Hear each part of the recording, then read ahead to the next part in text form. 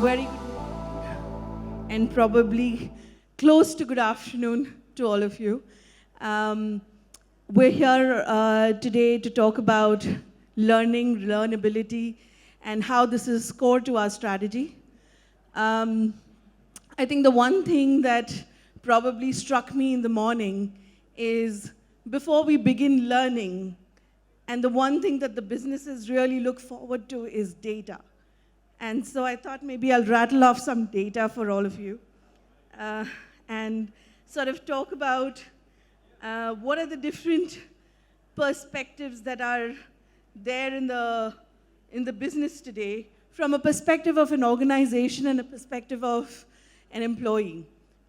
And the first thing that struck me is only 48% employees in the market today agree that training opportunities are a factor for choosing their current company. And therefore, it becomes even more important to see how learning really shapes companies of future. 78% employees say that they're more likely to stay with a company that offers continuous learning, and 55% say that they need additional training to perform better in their role. Now let's see what the organizations and managers say. And these are researches that are done with different cohorts. So the source that I've picked up is SHRM's research lately, done in 2023 itself. Managers say only 53% feel that they face a skill gap within their company, which means they feel they're doing a good job, but they still need to get better. 50% say training employees is organization's primary method of addressing skill gap. However, 32% of that gap is filled by hiring, and 17% of that gap is filled by contractors or freelancers. And overall, organizations think that the training or the learning budget in the following years will increase tremendously, and 2/3 of the organization believe that the budgets are going to expand. Now, with that context and the collective wisdom of stalwarts on this panel, I'd like to invite all of you to share your perspectives, share your experiences, your use cases for all of us, and tell us, how this world is going to evolve in the journey of ChatGPT, in the journey of changing landscape of HR's role, AI that is changing the way we approach learning and consume learning in the future. And it's extremely important for us to understand how the world will shape the consumption of content and how skill will evolve in the future. So with that, I thought, before even I begin saying thank you for inviting all of us for this wonderful conversation, and thank you for, sort of introducing each one of us so beautifully. Data was the key thing that I wanted to introduce to all of us, saying that data is the new oil we all know, and that's what will drive the conversations of the future. So here we go. I hope you all have tightened your seatbelts. We have Indigo on the panel, so we should be ready to fly. All right, I'm not going to go with the emergency announcement yet. Super. All right. Shruti, the first thing that comes to my mind is organizations have been, for ages, building strategies for years, right? And human resources have gradually paved their way in the strategic content of business. How do you keep learning as a very constant and an important agenda for businesses to understand that learning is important for an organization? How do you keep that going for businesses in that strategy? So now there's a very interesting research done by the World Economic Forum. It's a bit of a dated research, 2017, and it says that the half-life of skills is actually 5 years. We are in 2023 now. The half-life of skills is probably now closer to 4 years-ish. And this is not just for technical skills, programming skills, software development skills. This is for any skills. Skills which are more technical, the shelf life is actually even lesser. And with that in context, actually, organizations which are able to understand that skilling, reskilling, upskilling, and repeat, and this cycle is actually very, very crucial, and it's an integral part of the growth flywheel of the business. Organizations which get this will be able to place learning at the heart of business, because the way the business gets done is by people constantly learning, relearning, and repeating the cycle. Organizations which put learning as a training intervention and where it sits outside of business, usually you will find that they struggle to get adoption. They struggle to, they grapple with questions as we have so many training programs, but people are not attending. There's no pull. We're not able to calculate the impact of this training in our organization. So that is typically a symptom where you know that as an organization, you perhaps really need to look at what are the business realities and how much is learning becoming a key part of the way you grow your leaders. Do you assess your leaders based on the amount of time that they are actually spending in learning and relearning? Do you actually make learning agility a core competency based on which you make appointments, based on which you put people in the right jobs?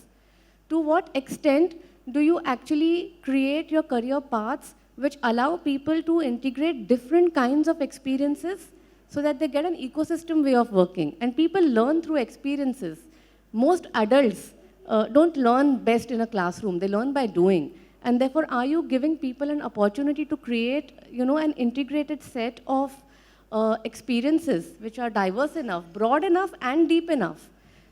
That's where I think that learning is then very central, very strategic, and it can never be, something that is at conflict with what the business or the growth interest is. Super. Rajiv, I'd come to you and sort of stay on the same question, but slightly add to the element of saying that, if you really have to keep learning as an agenda, and how Shruti mentioned that, is to actually foster the organization's growth, is to see the movement of the organization, that really requires investment. So how, as a CEO, do you see that in your agenda, and how does that really keep the wheel moving? I think honestly, Pooja, when learning is not only a strategic initiative, but as a CEO, I see that in today's day and age with, the onslaught, for the want of a better word, of technology, there's a dire need for every organization to do an assessment and really look at the existing skill set, look at upskilling and reskilling our own teams, right? I mean, if you want to stay ahead and maintain and sustain your competitive advantage, learning is a key strategic lever. The key is not to do learning for learning's sake, but to essentially kind of customize this learning depending on the industry that you are in, depending on the technology trends that are there in the industry, and the competitive scenario around it, right? So you've got to map these trends to your existing employee skill sets and the gaps that you've identified, and really use this to kind of move ahead and stay ahead in this incredibly competitive world. I mean, I say this very often to a lot of my colleagues, that the one thing that gives me sleepless nights is the fear of being disrupted by a technology startup that's far more agile and far more nimbler than us. So whilst there is a cost attached to it, I think this is more an investment rather than a cost, and you've got to kind of move ahead with that.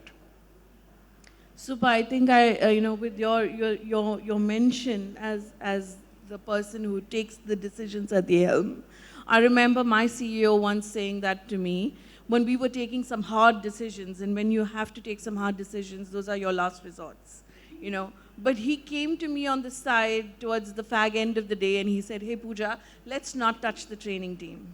Let's not touch the learning team, because I think that will be the most prized possession we will have to take the organization forward of the future. And that's what I think we need to build as agenda with the leadership team, coach the leadership team, and also have a reverse integration of that behavior from the CEOs of the future, because those are the ones who are going to help the organizations take forward. So I had that anecdote in my head, and so I wanted to share that. Vishnu, coming to you, I think, you know, we are talking about leveraging learning for organizations that can grow. But there is immense disruption in the business today. There are various ways in which businesses have shrunk their processes. They've shortened the time to accelerate the end outcome, which has generated innovation, or probably has actually created new markets for new businesses through innovation and through generating great ideas. How do we create that space for learnability or learning programs in organizations, that organizations can have the same scope of innovation and learnability of new ideas in the organization? How do we generate those behaviors? Thank you, Pooja. So first of all, I'm just going back to your question, and I think what we are trying to understand out here is how do organizations foster innovation, and how learning probably can play a critical role in innovating. So I think if that's the question, and innovation is probably one of my favorite topics to talk about, and it's something I deeply believe in. But before I get into the how part, I would want all of us to kind of sit here and reflect on the word innovation. And the question is, what really innovation means to you as a professional or as an organization?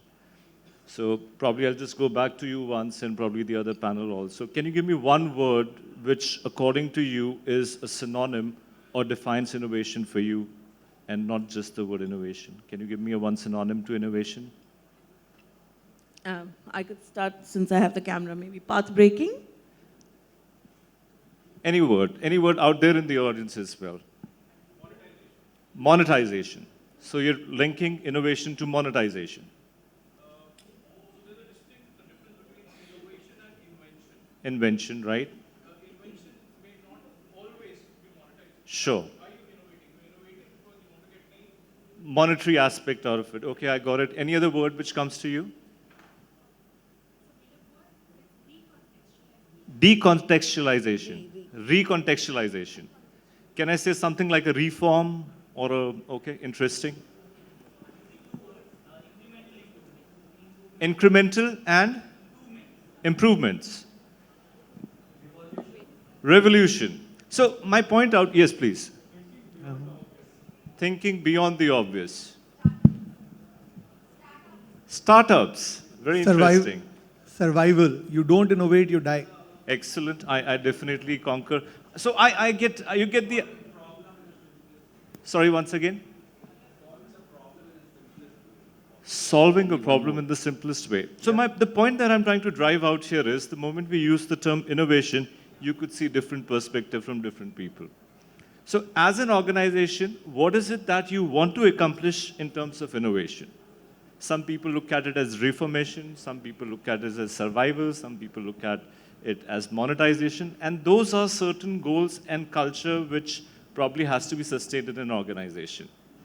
For me, personally, innovation is nothing less than a disruptive thinking.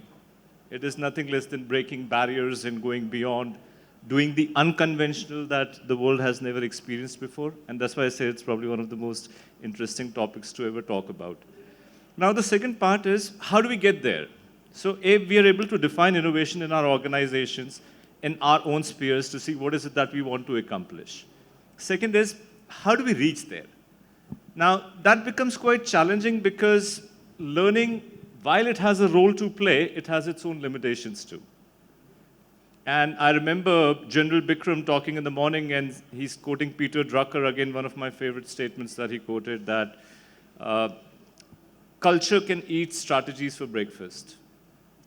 So if the culture in your organization and sphere is not supporting innovation, no matter what we do, it will come down crashing. So the question is, how do we get there? First of all, I think it all starts with leadership. Our leaders and managers, they need to be constantly sensitized about how important is it innovation. We have to be totally non-punitive towards failure. Absolutely de-dramatize failures in our organization. If we want to be innovative and we're penalizing people for failures, I don't see how innovation can be accepted as a safe practice in the organization, right? Secondly, I personally again feel that innovation has to be looked as not like a boring term, let's innovate together. Let's get together and get some ideas through. It has to come across in a very exciting way to your workforces. How do we break these barriers? How do we create something new? Let's go on a hackathon, which brings me to another how of reaching those creative and innovative ideas. Is how do you disseminate this information across in your organizations? Are you saying we're doing a creative workshop, or are we going on a hackathon? You know, we're trying to get some ideas together, or are we on an idea sprint?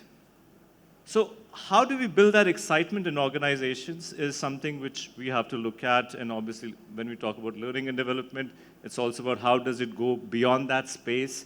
How do we go beyond that simple workshop, which we call a hackathon or a learnings or an idea sprint? How do we take it into action is something which is really important.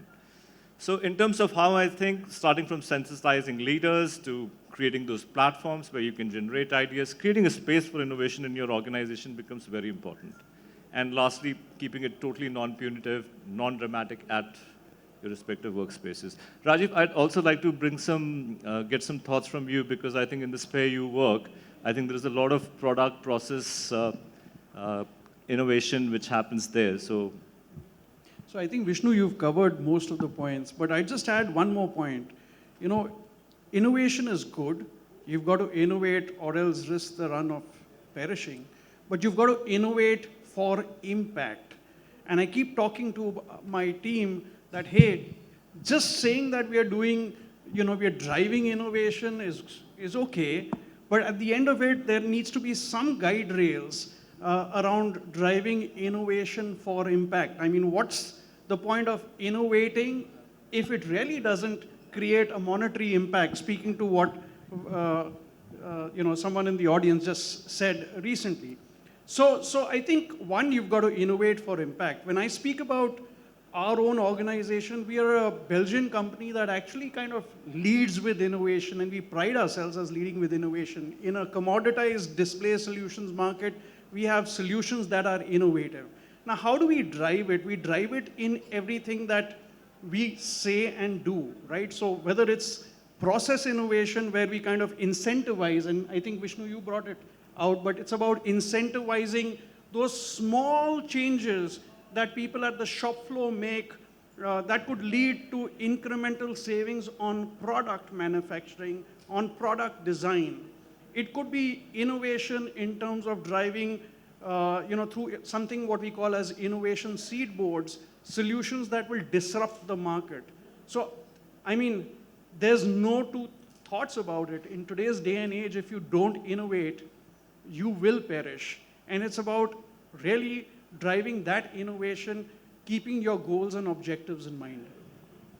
Excellent. And I think what Vishnu and what Rajiv really mentioned typically talks about how you can make organizations impactful, let the journey keep moving forward, completely correlates to the flywheel that Shruti was talking about. And having said that, I wanted to touch this little chord that Vishnu talked about, which is culture eats strategy for breakfast, which is you need to have a culture, and that culture really needs to have a safe space for people to be able to innovate, because there will be environments in which you come up with something and there'll be intellectual insecurity that will seep in and innovation gets disrupted. right? So how do you create that culture, and how do you ensure that there is safe space? And learning contributes immensely. Sorry, can you hear me? Learning contributes immensely in that space. And so it is a scary topic, because when you're handling people at scale, it's not easy to create safe space everywhere. But that is what culture can really do. And there are two elements that I really wanted to cover together. So maybe Rajiv first and then Shruti. Rajiv, how does really diversity, inclusion, equity really embed that into your strategy that will also enable this into your strategy, so that helps learning foster, which will give outcomes like innovation and so on and so forth? And you said you had some great ideas and thoughts around it. Honestly, on a side note, when I was invited here, I said, hey, I'm in between a lot of L&D and HR guys. How am I going to talk about all this? But I can only talk through examples and practical experience, right?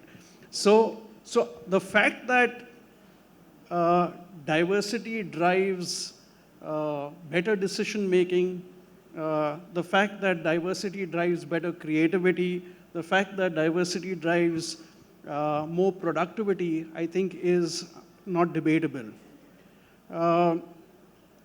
But it's the inclusiveness and the equity practices that actually work towards creating a sense of ownership that the employees have towards an organization, right? If I speak out of our personal example, I think we've made some progress on diversity, but we've got a journey to go as far as equity and inclusive practices are concerned.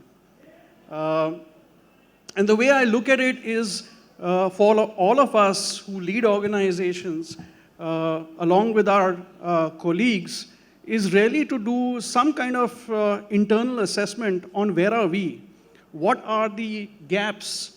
We need to collect those data points. We need to speak to the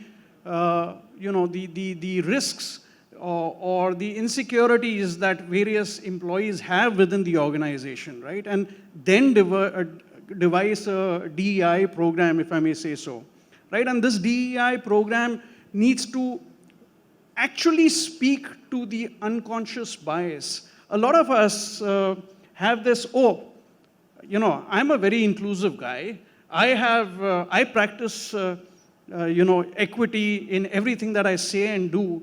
But the reality is, in our subconscious mind, we are tuned to react in a particular manner. And I think that's the first thing that needs to be broken. Again, when I kind of look at this entire journey, if I may say so, it's crucial that this charter is owned across the organization. So everyone needs to commit towards learning more on inclusive and equitable practices. One needs to probably seek external help to kind of bring in a coach that helps in the data gathering, and then kind of hand it over to the CHRO or someone senior in the organization as a mandate. To me, Pooja, driving DEI is not an annual check in the box. It's a journey with lots of starts and stops. It's a journey which I see as a moving milestone. It's not linear.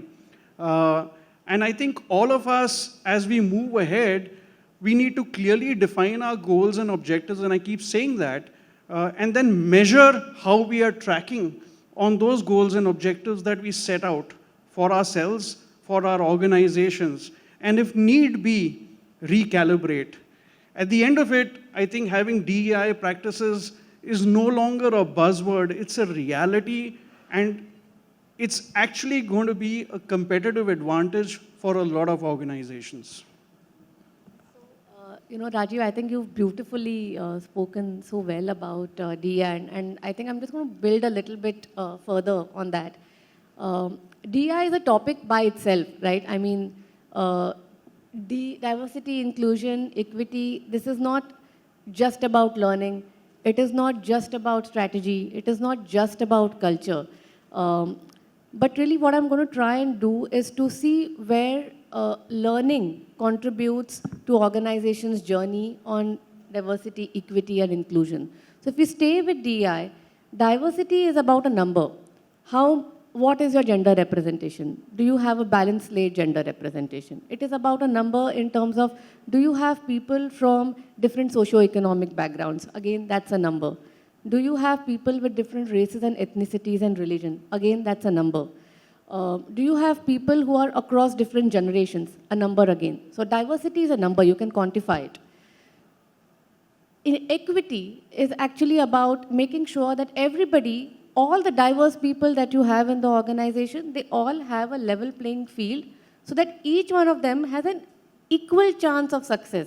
But that equal chance of success means different things for the different people because everybody is not at the same starting point. Everybody doesn't have the same background, the same context, the same privileges and the same advantages and the same disadvantages. So that's what equity is about.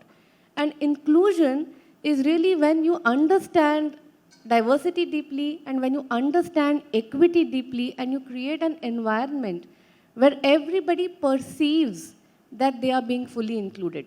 It's not just that you are including them. They also have to perceive that they are being included. And that's really sort of completes the triangle of DE&I. And learning, the learning strategy of an organization, the learning programs of an organization are extremely integral and actually I would say are key to determine whether the organization will do well in terms of its stated ambitions for D&I or not. For example, while diversity is a number, inclusion, the ability to include is a capability.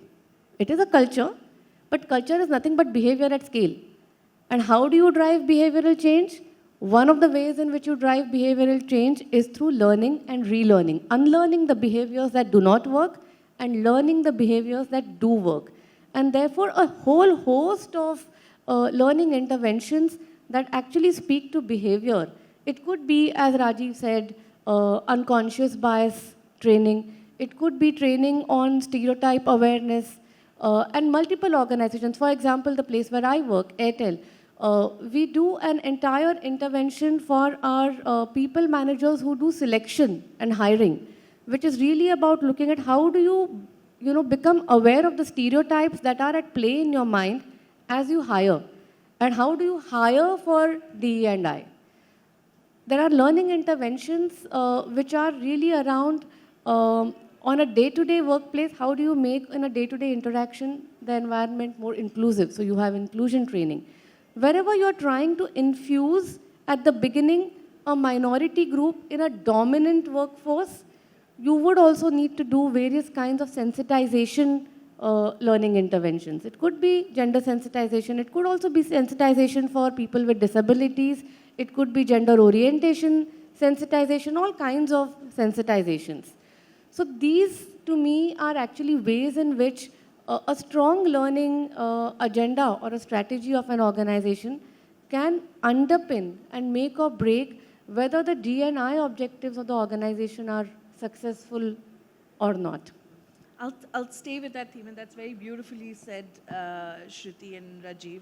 And I'll stay with that theme of, how do you really inculcate that in the organization, whether through training or through sort of building that behavior in the organization.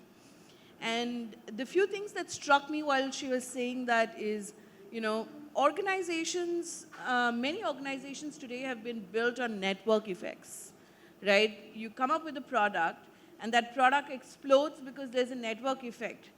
So how many of you know how many months did it take or how much time did it take for ChatGPT to reach 100 million users?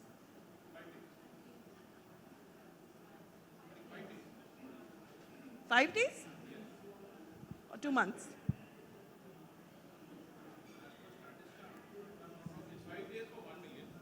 For 100 million, I said. Okay. So around 2 5 months. days for 1 million. But it took around, I think, 2 to 3 years for previous companies to hit their network effects for like 100 million. So you have to really see the things really moving fast and how they get adopted. And therefore, if this is really moving that fast, how do cultures evolve? How can inclusion really change faster?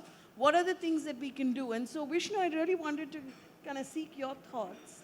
That can learning also become like a network effect in an organization? So I think learning definitely is a network effect in the organization. You get people from different vertical spheres to interact with each other, to listen to each other's perspective, to innovate with each other. There's no doubt about it. But I think what is more important is that while we look at learning as a philosophy within the organization, how can we also leverage it outside the organization? So to give you an example out here, a lot of organizations are also looking at their learning academy no longer as cost centers, but also as revenue centers now. So it's not just about me training my people within the organization, but how can I give it to probably a competitor and still gain a monetary advantage out of it? It's also about how do I collaborate with different knowledge workers and institutes to bring in that diversity in learning? So there are a few interventions that we have done, and we have had collaborations with ISP, where we brought in in-house talent, we brought in the talent from outside the industry as well, get all of them together, brainstorm together, and see what is that learning value you can add. So networking definitely has a very important role to play when we talk about upskilling people, getting some new knowledge, new information on board, and how we can make a more cohesive environment. So another key word that I think which really hits me when we talk about learning is social cohesion. That how can we use learning as a strategy to bring in social cohesion within the environment, with our competitions, with our collaborators, and see how it can eventually support economic growth, not just individuals and organizations. So that's where I feel that networking will be the future. How do we get knowledge? How do we get skills across industries, across people to your own organizations and vice versa is something which will have a key role to play in future. And exactly, and I think those first three data points that we talked about at the beginning of the conversation, where we said that 78% employees feel that organizations that give great training ensure that we are retained in the organizations, but only 48% choose an organization because of training. I think a network effect will really drive a different behavior, a different change in an organization. Because I do know, while we all sit on this panel and talk, many learning and development managers or learning practitioners struggle with participation at the right time. And that's the fundamental problem.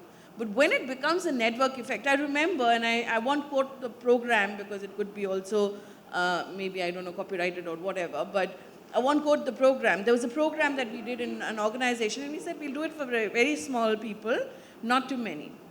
And it actually became a network effect because everybody demanded that program. And that program became the bedrock of manager capability in our organization. Because we kind of went with that program and we said we'll wait for feedback and we'll create a demand of the program in the organization versus thrusting it on people and saying we believe it's the best. So you create the demand, create the hunger, and then create the network effect of the program in the organization. And that's how it became the bedrock of manager capability. So it really struck me. I think we have very few minutes left. I did want to touch upon measurability of data, but I think we started with the context of data, so maybe we've touched upon that piece. I'd want to open the floor for questions for our panelists here. So feel free to ask questions. I'm not sure if we have mics to circulate, so if it can be a little louder. Yeah, there are mics. Thank you, panel, for an insightful discussion. I'll latch on to the point which Vishnu brought out on social cohesion and just coining it out, saying social learning is also something that a lot of organizations are venturing into, which is why I'm sure all the learning professional over here would agree to the fact that we are looking more for classroom sessions, though we understand that it is as equally effective virtually, it is as effective in e-learning, but I think that is an element of bringing in that social cohesion. So my question latching on to that point is to Shruti, and the reason for directing that question to you is I'm curious about how that's built up in the telecom industry in specific. Would you have any examples, and you may not want to quote the program name or maybe nuances of it, on social learning in specific, how you're trying to cultivate that in your organization? Because telecom or IT or product is one set of work which a lot of people believe can be done at home, and somewhere maybe your organization is struggling also, struggling is a strong word, maybe it's a challenge to also bring people to workforce. So how has your team attempted at that?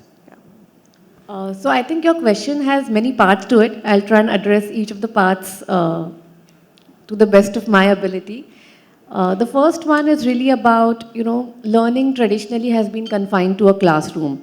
And how do we really sort of take learning outside of the classroom? How have organizations encouraged that, enabled that, and leveraged the full power of learning, which can go deeper and broader when it is outside the classroom? So I think learning to me is a social activity.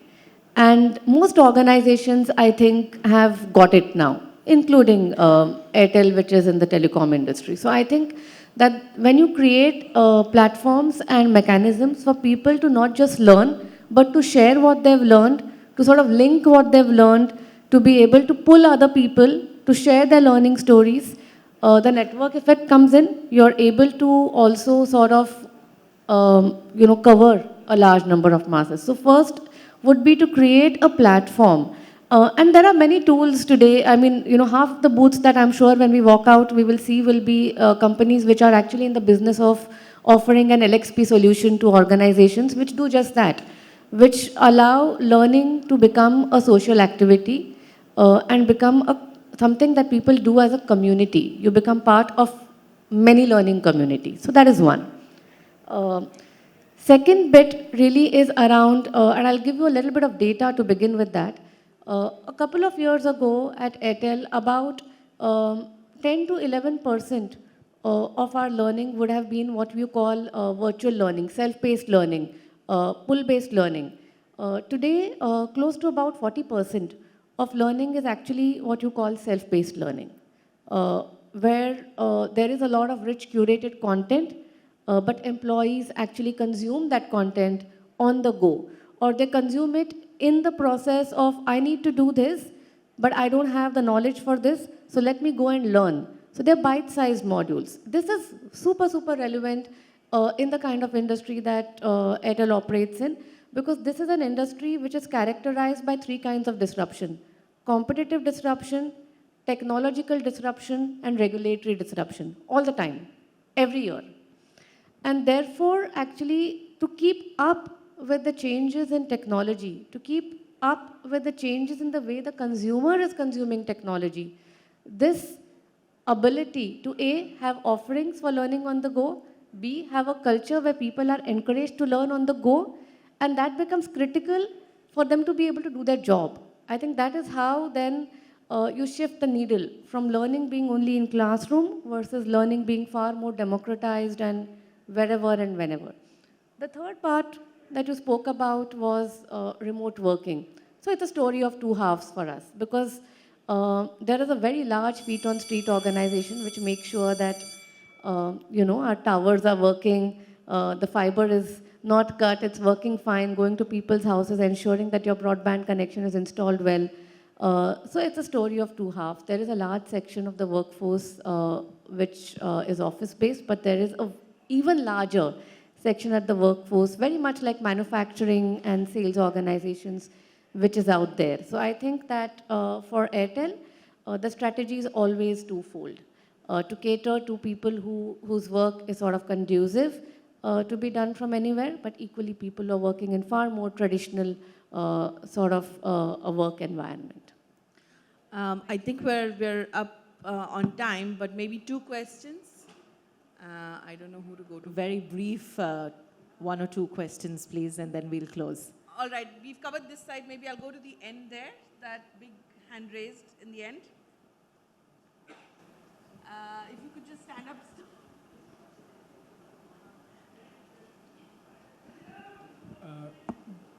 Good afternoon, everyone. My name is Kunal. I head the sales for Amaha, which is a mental health company.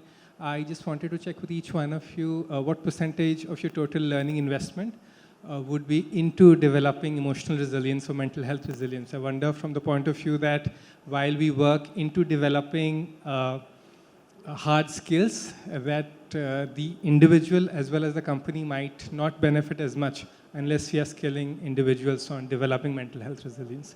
So what are your thoughts on that? Thank you. Do you want to go? So I think mental health is a very sensitive subject, and the expertise of probably dealing with mental health is quite niche at the moment. There are certain skills on which you can train your people on, which could be interpersonal skills, emotional intelligence, and bring in a certain amount of respect and inclusion in the organization.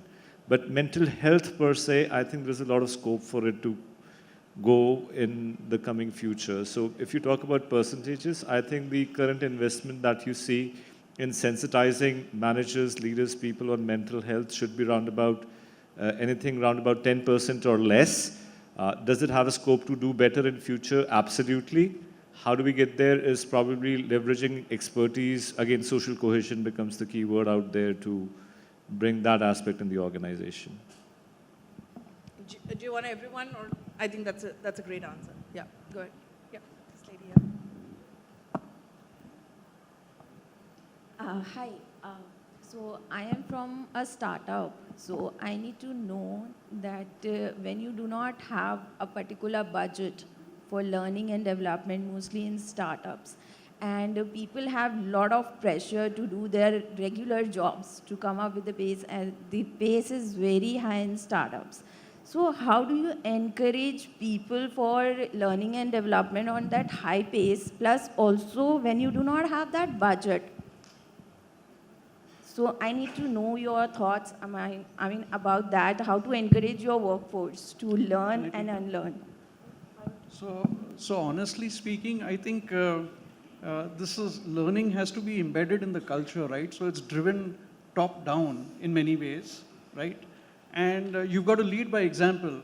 The fortunate part today is that with technology interventions, there's a democratization of learning, right? You can go into several platforms, you can learn at your own pace, and there's enough stuff happening through technology interventions, right?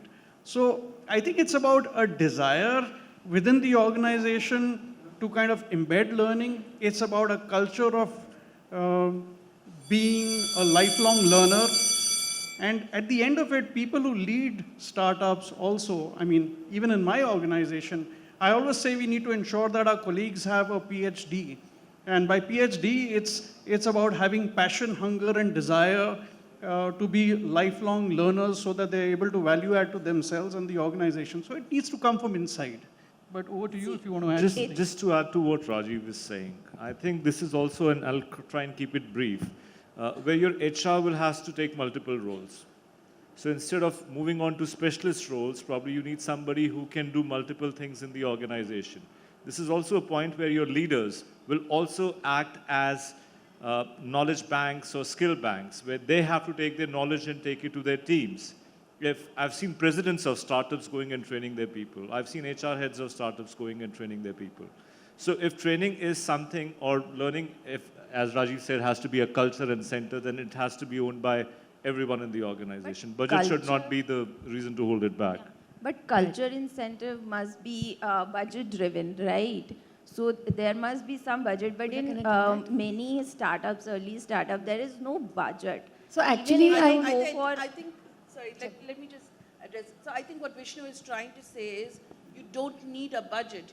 You need the collective experience of your leadership team to use that in the culture, disseminate that as learning, and then there are a lot of free platforms. So you start from the basics where you can sort of curate content that is more relevant, and there is passion to curate content for learning, and the fish thinks from the top. So if you start from that culture, it will embed, and slowly, like we were talking in the beginning, you will have a created demand for budget as well over a period of time. So it's a journey. You have to tread hard on that journey, but you will get there if there's collective participation in that journey. So I'm sorry, we don't have that much time at hand, but it is a damn good question. So you should stay put on it. And don't feel jeopardized because you don't have budget. Budget is never a constraint for passion and for pushing people, but there has to be a mindset change. And like he said, everyone needs to contribute. And with that, I think I'd like to wrap this up with one little statement, and I forget the author who's actually written it, that we perform as if it's the last day, but we learn as if we are going to live forever. And that's the beauty of learning, and that will always reshape the world and reshape the organizations of the future. So thank you so much for listening, and thank you so much for participating.